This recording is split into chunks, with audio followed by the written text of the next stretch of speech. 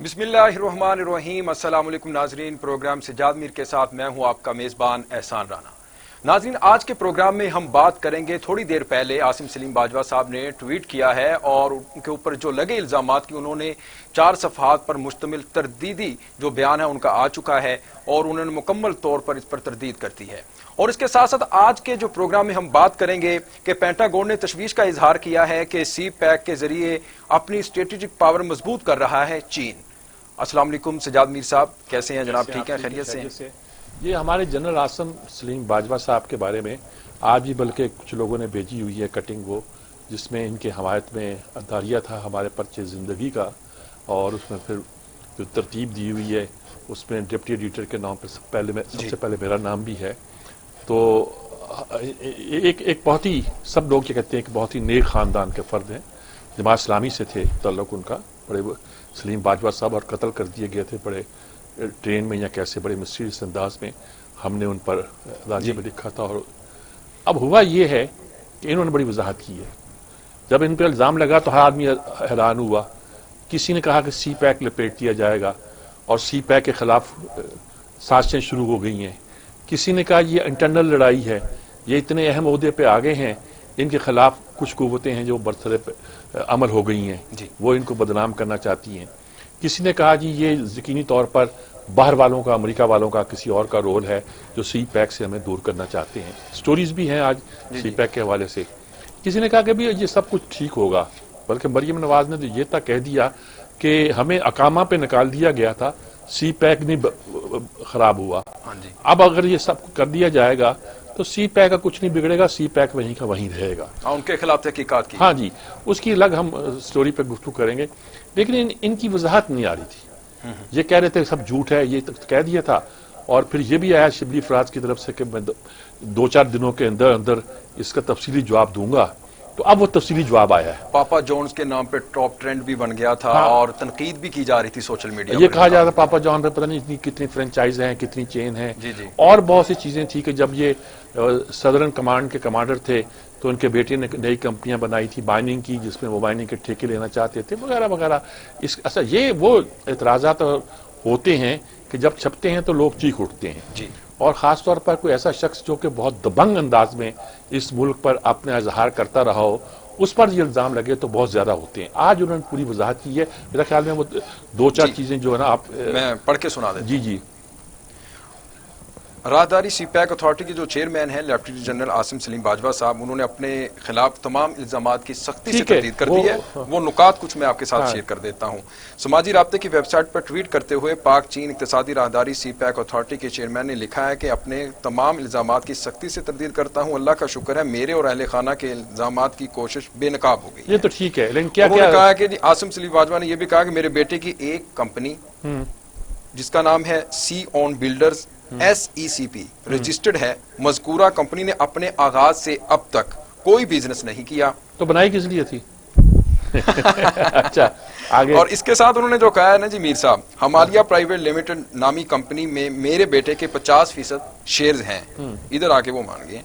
Company ने गुज़श्ता 3 सालों में 5 लाख रुपए मुनाफा कमाया है। और इसके साथ साथ आगे जाके वो ये कह रहे हैं जी, सी पैक अथॉरिटी के चेयरमैन ने यह भी कहा 18 साल के अरसे में मेरे भाइयों ने तकरीबन $70 मिलियन के असासे और फ्रेंचाइज खरीदी हैं। $70 मिलियन में से $70 मिलियन का मतलब है कि $7 करोड़ जी। $7 करोड़ का मतलब है कि 11-12 अरब रुपया। बिल्कुल बड़ा होता है भाई ये तो। जी, $70 मिलियन में से तकरीबन $60 मिलियन बैंक के कर्जे और दीगर मालियाती, हाँ, ये वजाहत आती है। जी, इधर वजाहत आ गई है। हाँ। सहूलियात शामिल हैं। हाँ। उसके साथ उन्होंने ये भी कहा कि उन्होंने 18 सालों में मेरे भाइयों और अहलिया की जो कैश सरमायाकारी थी वो $73,000 है। मेरे भाइयों की $54,000 की सरमायाकारी मुकम्मल रिकॉर्ड पर मौजूद है। मेरे 2 भाई डॉक्टर, एक भाई अमेरिकी बैंक में नायब सदर रहा है। कारोबार से कबल मेरा एक भाई अमेरिकी रेस्टोरेंट ऑपरेटिंग कंपनी में कंट्रोलर और एक पार्टनर रहा है। क्या इतने आम ओहदों पर मौजूद लोग $54,000 की बचत नहीं कर सकते? अच्छा जी, इधर उन्होंने सवाल किया। 54,000 अमेरिकी डॉलर्स की बचत नहीं कर सकते। इसके बाद उन्होंने कहा जी कि मेरे 5 भाई हैं, कोई भाई मेरे जेर कफालत नहीं है। 2 डॉक्टर्स, एक अमेरिकी बैंक का नायब सदर रहा है, بھائی ریسٹورنٹ آپریٹنگ کمپنی کا کنٹرولر، ایک ریسٹورنٹ چین کا شراکت دار ہے، اور میرے 5 بھائیوں اور اہلیہ کے کاروبار میں 50 دیگر سرمایہ کار بھی تھے. ٹھیک ہے سر. آخر میں ایک لائن ہے، وہ بھی میں آپ کو پڑھ کے سنا دیتا ہوں. انہوں نے یہ بھی کہا کہ جھوٹی خبر چلانے کا مقصد میری ساکھ کو نقصان پہنچانے کی کوشش ہے. 27 کمپنیاں امریکہ، 2 متحدہ عرب امارات میں ہیں. صحافی احمد نورانی کی خبر میں کوئی کمپنیوں کا بار بار ذکر کیا گیا، اور جب سے میں سی پیک کا چیئرمین بنا ہوں مجھ پر الزامات لگانے کی سازش. اچھا، یہ تو وہ دوسری کہانی ہے نا کہ جب سی پیک بنے الزامات لگائے جا رہے ہیں. لیکن ادھر کہانی یہ ہے کہ جو انہوں نے تردید کی اور کھل کر بتایا کہ میرے یہ احساسے ہیں. ہمیں تو یہ بھی اندازہ نہیں تھا کہ سلیم باجوہ صاحب کے 5 بیٹے ہیں اور 5 بیٹوں کے اتنے احساسے ہو سکتے ہیں. وہ دنیا میں اتنے اسٹیبلش ہیں، سیٹل ہیں. وہ تو درویش اور قلندر قسم کے آدمی تھے. لیکن بہرحال لوگ ترقی کرتے ہیں، لازمی نہیں کہ یہیں بیٹھے رہیں. وہ ملک ریاض سے پوچھا تھا سلیم صافی نے کہ آپ کا کاروبار روز بڑھتا کیوں جا رہا ہے؟ انہوں نے کہا تم بھی کاروبار کرو.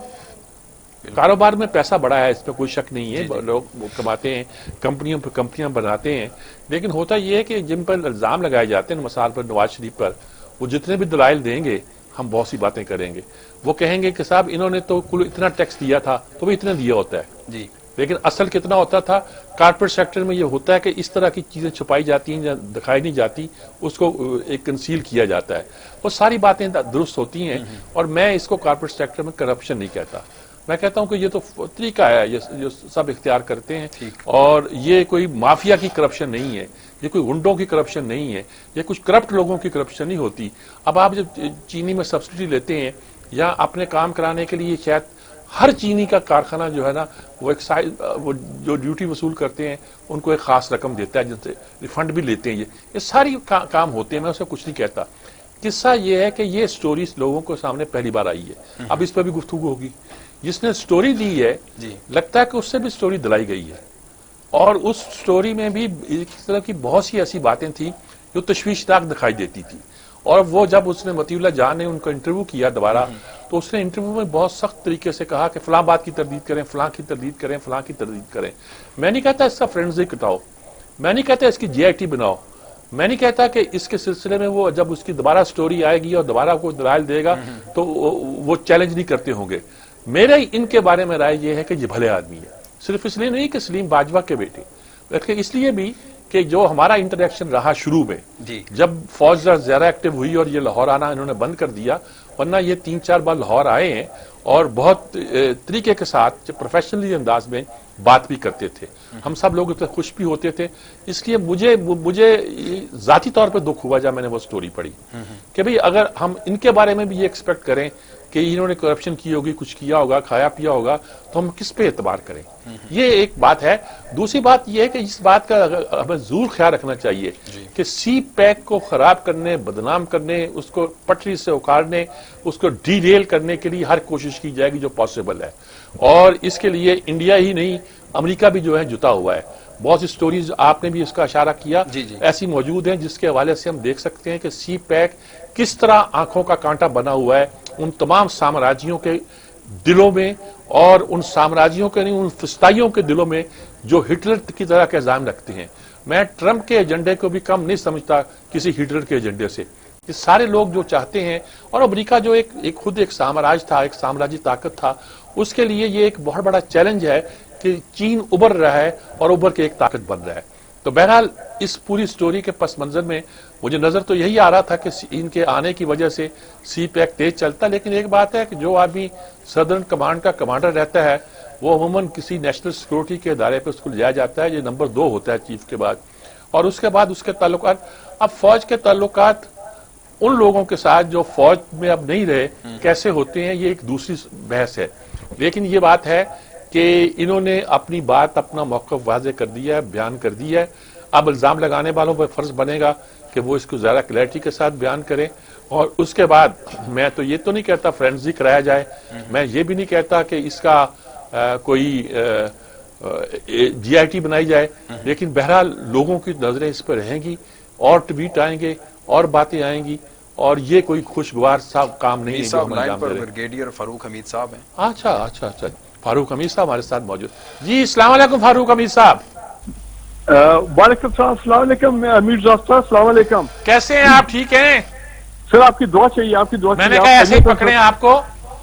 سر ابھی تو ہم بحث کر رہے ہیں اپنے جنرل سلیم آسم باجوہ کے بارے میں. آپ نے سنی ہوگی تھوڑی سی ابھی گفتگو. جی بالکل، میں نے بالکل آج شام کو فالو کیا ان کا جو آج جواب آیا، انہوں نے جو اپنا جواب دعویٰ جو ہے ظاہر کیا انہوں نے. ہاں، اب میرے لیے تو ایک تاثر ان کا یہی ہے کہ بڑے بھلے آدمی ہیں اور شریف آدمی ہیں.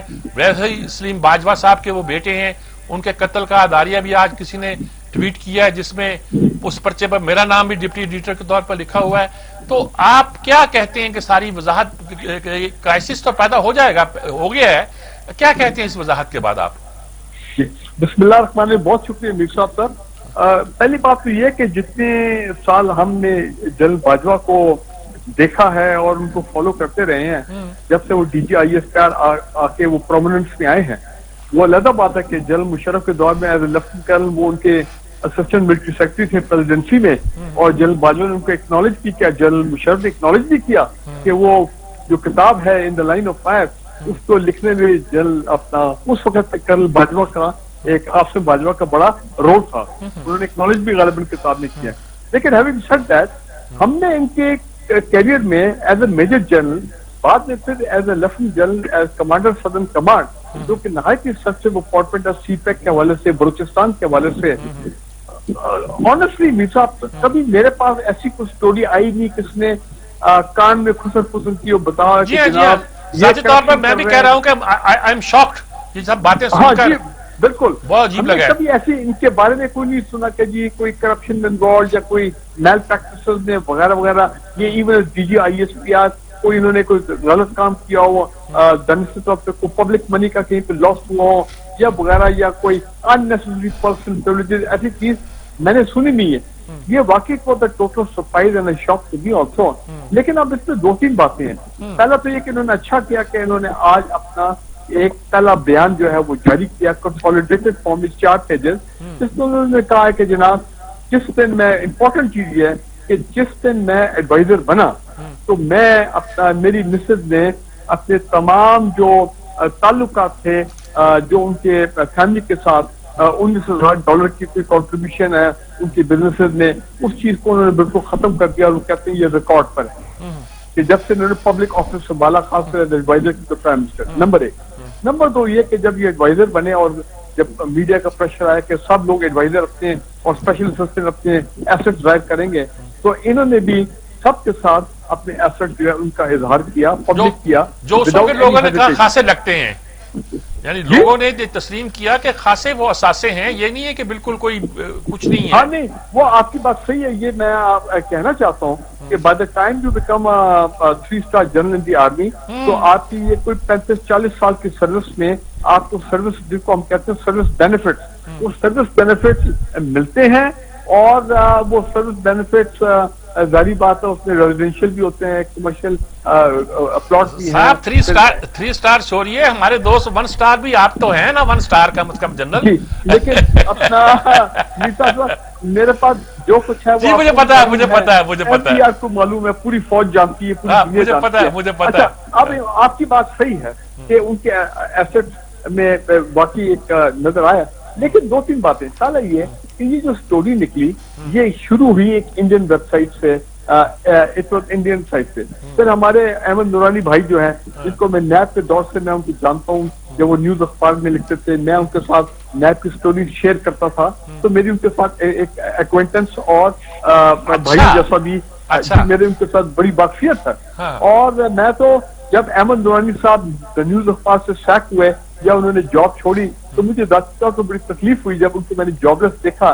لیکن بہرحال آپ کو پتا ہے وہ جنگ جیو گروپ اور اسٹیبلشمنٹ کا ایک پرانا جھگڑا جو ہے وہ چل رہا ہے. کیا اس جھگڑے کی وجہ سے ان کو نقصان ہوا؟ I do not know. لیکن بہرحال احمد نورانی صاحب کا ایک اسٹیبلشمنٹ کے ساتھ، فوج کے ساتھ، ایک جب بھی میں اس کو ملا ہوں، ایک ان کا ایک باعث یا آپ کہیں کہ ان کا ایک غصہ جو ہے میں نے ہمیشہ پایا. تو کہیں یہ تو نہیں ہے کہ اسٹیبلشمنٹ کے ساتھ غصے کی وجہ سے وہ انٹرنیشنل اسٹیبلشمنٹ کے ہاتھ میں چلے گئے ہوں؟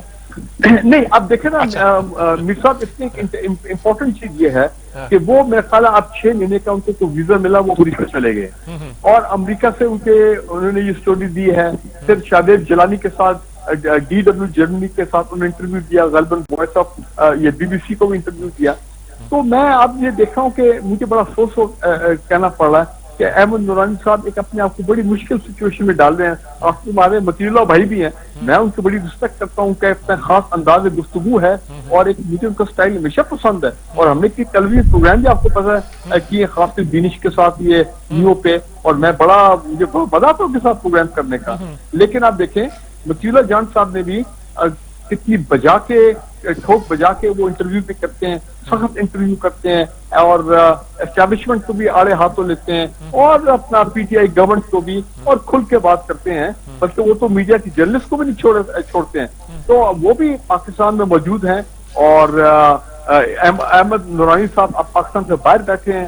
اب یہ ان کی سٹوری میں اگر اب دیکھیں نا, اب جنرل باجوہ نے آج جو اپنا بیان جاری کیا ہے اس میں کافی حد تک میں کہوں گا انہوں نے ایک اپنے فیکٹس اور فگر اپنی سائڈ کے فگر دیے ہیں, منی ٹریل دیا ہے کہ جناب بیٹوں کی جو ہے وہ ایک کمپنی ہے ایس سی سی پہ رجسٹرڈ ہے بھائی, وہاں پہ انہوں نے $80 ملین میں $70 ملین کا انہوں نے قرضہ لے کے, جو امریکہ کا طریقہ کار ہے وہاں پہ بزنس کرنے کا, آپ لون لیتے ہیں, گھر بھی آپ لون لے کے مارگیج کرا لیتے ہیں, بینک سے پیسہ لیتے ہیں, آگے ایک گھر میں 4 گھر وہاں پہ پاکستانیوں نے لیے ہوتے ہیں, 4 پیٹرول پمپ گیس اسٹیشن لیے ہوتے ہیں, مارگیج پہ چل رہے ہوتے ہیں, بینک سے لون ہوتے ہیں, قرض اتار رہے ہوتے ہیں. اسی طرح وہاں پہ کام چلتا ہے. فرینچائزز آپ کو پتا ہے کیسے ملتی ہیں امریکہ میں, وہ تو ایک بڑی گلی محلے والی بات ہے وہاں پہ. تو اب انہوں نے جو آج بیان دیا ہے, اب میں دیکھتا ہوں کہ اس پہ احمد نورانی صاحب وہاں کا ان کا رسپانس کیا آتا ہے. لیکن نورانی صاحب نے جب بیسک ان کی جو موٹیویشن ہے, ان کی جو انسپائریشن ہے, کہ واٹ انسپائرڈ ہے کہ جب انہوں نے یہ سٹوری لی جو ملتی جلتی ہے یا وہاں سے اٹھائی انڈین میڈیا کی ویب سائٹ سے, اور اس کے بعد پھر انہوں نے اپنی انویسٹیگیشن بھی کی, انویسٹیگیٹو جرنلسٹ ہے. تو میں یہ سمجھتا ہوں کہ یہ احمد نورانی صاحب اب دیکھتے ہیں اس سے کیا جواب دیتے ہیں. لیکن آج جنرل باجوہ نے کم از کم یہ کیا ہے کہ انہوں نے یہ نہیں کہا کہ جی اب اپنے 4 لائنوں میں اپنے آپ کو ڈیفینڈ کر کے ختم کر دیا ہے. انہوں نے 4 پیجز دیے ہیں, اپنا ڈیٹیل منی ٹریل بھی دیا ہے, فیکٹس اینڈ فگرز بھی دیے ہیں. لیکن 2 اور باتیں امپورٹنٹ یہ ہیں کہ جو ابھی میں آپ کو بھی سن رہا تھا, اس میں کوئی شک نہیں ہے کہ جس دن سے وہ ایز سی پیک اتھارٹی کے چیئرمین بنے ہیں اسی دن وہ انڈر فوکس آگے تھے. نہ صرف کچھ اینٹی سی پیک ایلیمنٹ جو پاکستان میں ہیں, بلکہ اینٹی سی پیک فورسز چاہے امریکہ کی ہوں, سی آئی اے ہو. بغیر صاحب کچھ لوگوں کا خیال ہے کہ ہمارے پرانے وزیر اعظم بھی سی پیک کے چکر میں پیک ہوئے ہیں, ایسے کیا آپ کا نہیں ہوگا؟ ہاں جی بالکل بالکل آپ کی بات صحیح ہے, بالکل. دیکھیں نا, یہ تو نواز شریف صاحب کو کریڈٹ تو آپ نے دینا ہے کہ یہ سی پیک کا سارا معاملہ اگر آپ کو یاد ہو, وہ چائنیز پریزیڈنٹ اور وہ $45 بلین کی پہلا فکر آیا تھا کہ یہ سی پیک میں انویسٹمنٹ ہوگی. تو اس وقت ہم بلیو نہیں کرتے تھے کہ یہ کبھی ایسی چیز ہوگی, لیکن ان کے دور میں کام شروع ہو گیا. یہ بڑے آپ کو پتا جنرل راحیل شریف اور نواز شریف صاحب ایک جیپ میں بیٹھ کے اور بلوچستان کی جو بڑی ہائی ویز ہیں ان کا افتتاح کر رہے تھے, اور وہ بڑی کچھ پہلی کنسائنمنٹ انہوں نے گوادر کے راستے بھیج بھی دی تھی. جی بالکل, وہ اگر آپ کو یاد ہے راحیل شریف جانے سے پہلے یہ کام کیا تھا کہ پہلے کنسائنمنٹ بھیج دی تھی. پہلی کنسائنمنٹ آئی تھی جو کہ جنرل راحیل شریف نے آرمی چیف اپنا بڑا میٹرو پرسٹیج بنایا تھا. جو پی ٹی آئی کا ایک وہ جو جلوس آ رہا تھا پرویز خٹک صاحب کی سربراہی میں اسلام آباد میں, اگر آپ کو یاد ہو, اس کو روکا گیا تھا برہان انٹرچینج پہ کہ جناب یہ سی پیک کا قافلہ آ رہا ہے, بہت بڑی اور یہ تاریخ بننے جا رہی ہے. اور پھر ایک بہت بڑی انوگریشن پلیٹ لگی تھی وہاں گوادر پہ جب وہ پوری شپمنٹ جو ہے گئی, تاکہ راحیل شریف صاحب بھی کریڈٹ لے کے میرے دور میں یہ کام ہوا. بالکل ٹھیک ہے جناب بغیر صاحب, کسی دن میں آپ کو انہی دنوں میں ایک ہفتے میں یہاں اسٹوڈیو میں بلاؤں گا اور چاہوں گا کہ آپ سے تفصیل کے ساتھ گفتگو ہو. بہت اچھی آپ کی بڑی مہربانی, آپ نے اس وقت ہمیں وضاحت کی ان باتوں کی, لوگوں کے لیے بڑی وضاحت ہو گئی ہے. وہ جاننا چاہتے تھے کیا ہوا کیا نہیں ہوا, ایک فوجی سے جو خود بڑے اہم عہدے پہ بھی رہا ہے اور جس نے اس چیزوں کو دیکھا ہے, یہ وضاحت بڑی ان بائس لگتی ہے. انہوں نے کہا کہ یہ سوچنا تو پڑے گا, یہ اس کا کرنا پڑے گا. وہ جواب کیا دیتے ہیں, لیکن یہ آدمی بھلے ہیں, یہ میں بھی کہتا ہوں یہ آدمی بھلے ہیں, اور یہ کیسے ہوا کیا نہیں ہوا کیا کہا جا سکتا ہے. بہرحال یہ ایک ایسا ایک سوال ہے جو اگر پیدا ہوا ہے تو میرے خیال میں کچھ دن چلے گا, اس پہ بات بھی ہوگی, اور ہو سکتا ہے کہ اس پہ انہیں کچھ پرابلم بھی فیس کرنا پڑے, لیکن میرا خیال ڈٹ جانے والا آدمی ہے. یہ سب بریک لے لیں, بریک کے بعد یہیں سے گفتگو کا سلسلہ جاری رکھیں گے. ناظرین یہاں وقت ہوا ہے ایک بریک کا, بریک کے بعد آتے ہیں ہمارے ساتھ رہیے.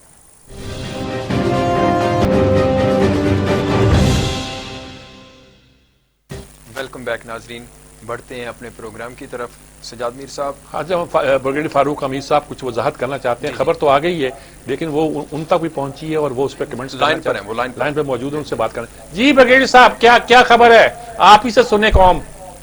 اچھا سر, جیسے ابھی ہم نے وہ آپ کا سیگمنٹ ختم کیا تو ایک دم بریکنگ آ گئی کہ جنرل آصم سلیم باجوہ نے استعفیٰ دے دیا as special assistant to the prime minister, اور انہوں نے کہا کہ جی میں نے استعفیٰ جو پرائم منسٹر کو پیش کر دیا یا کر دیں گے, مطلب ریزگنیشن, لیکن وہ چیئرمین سی پیک جو ہے وہ رہیں گے.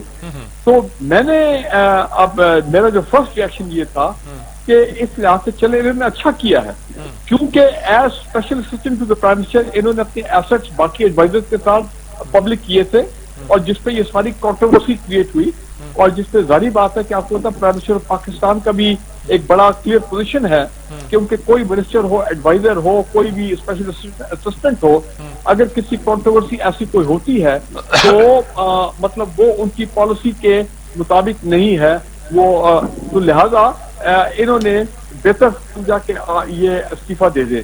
میرا ذاتی اس میں دوسرا ویو یہ ہے کہ میر صاحب جب یہ special assistant to the prime minister بنے تھے اور انفارمیشن, تو اس وقت میں نے بھی سوچا تھا کہ ان کو کیا ضرورت ہے.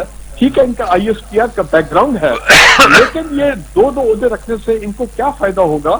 ان کی سارا فوکس, ان کی کانسنٹریشن چیئرمین سی پیک سے ہونی چاہیے, جو کہ کیونکہ سدرن کمانڈ میں رہیں تو اس پہ ان کا عبور بہت ہے, کیونکہ یہ انفارمیشن والا کام بھی یہ کر سکتے ہیں. اب آپ تو آج انہوں نے وہی بات کی, انہوں نے کہا کہ میں کانسنٹریٹ کرنا چاہتا ہوں سی پیک کے اوپر, اور اس عہدے کو میں چھوڑ رہا ہوں, وہ پرائم منسٹر کو ریزگنیشن پیش کر رہا ہوں. تو میرا خیال ہے وہ میری جو سوچ تھی وہ ٹھیک ثابت ہوئی. اس ایڈیشنل جو چکر میں یہ پڑ گئے تھے, میرا خیال ہے یہ شاید مناسب نہیں تھا, اس کی ضرورت نہیں تھی. تو یہ ایک ڈیولپمنٹ ہوئی ہے, اور میں سمجھتا ہوں کہ یہ ایک ہائی مورل گراؤنڈ ہے. جنرل آصم باجوہ نے ایک ہائی مورل گراؤنڈ لی ہے کہ انہوں نے جس پوسٹ کے اوپر رہ کے ان پہ یہ ایکوزیشن آئے, پھر انہوں نے پورا جواب دیا, تمام ڈیٹیل دی, لیکن پھر بھی انہوں نے برا سے سمجھا کہ وہ ایک ہائی مورل کرے اور استعفیٰ دے دے اس اپارٹمنٹ سے. Thank you very much brigadier صاحب, بہت شکریہ آپ کا. اب میں اس پہ زیادہ کمنٹ نہیں کرنا چاہتا, کیونکہ یہ ایک ایسا مسئلہ ہے کہ جو ابھی جس سے کہتے ہیں نا کہ ابھی ایوالونگ سٹوری ہے, یہ کیا بنتا ہے اور چند گھنٹوں میں کیا بنتا ہے, کل تک کیا سٹوری آتی ہے, کیسے سامنے آتا ہے, یہ جو دیکھنے کی باتیں ہیں. لیکن بہرحال یہ ایک پازیٹیو بات یہ ہوئی ہے کہ انہوں نے اس سلسلے میں کم از کم جو سیاسی پوسٹ تھی خالص اس سے استعفیٰ دے دیا, یہ بہتر بات ہوئی. میر صاحب